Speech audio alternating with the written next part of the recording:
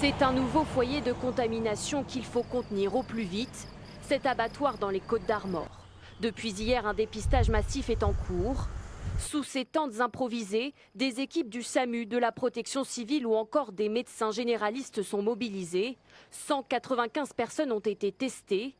Un soulagement pour cette salariée qui préfère rester anonyme. Je suis pas dans il y a énormément de personnes qui y travaillent, donc pour les employés c'est rassurant. Pour les familles et l'entourage de ces personnes qui y travaillent, c'est extrêmement rassurant aussi.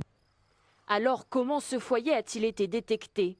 Un prestataire externe à l'entreprise est hospitalisé à Saint-Brieuc. Testé positif au Covid-19, l'hôpital signale son cas mercredi dernier à l'agence régionale de santé. Après enquête, elle identifie 5 autres cas, mais il pourrait y en avoir d'autres.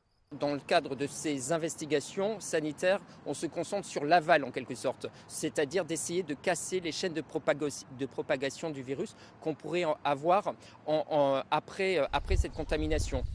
Pour le maire de la commune, toutes les mesures de sécurité auraient pourtant été prises dans l'abattoir. Par nature, ils sont déjà habillés des pieds à la tête, avec des lunettes, masques et gants. Donc, en plus des procédures qu'ils ont pu prendre, ça limite quand même le champ du risque. C'est désormais le 7e foyer de contamination repéré depuis le début du mois. Un cas similaire dans un abattoir à Essart-en-Bocage en Vendée, mais aussi dans l'hôpital de Lannion ou encore à Chauvigny dans la Vienne. Tous ces foyers sont en zone verte, sauf un en zone rouge, Clamart dans les Hauts-de-Seine. Et ce soir, on vient d'apprendre qu'un nouveau foyer a été identifié. Dans un abattoir dans le Loiret, 34 personnes ont été contaminées. Une vaste opération de dépistage a été lancée au sein de l'établissement.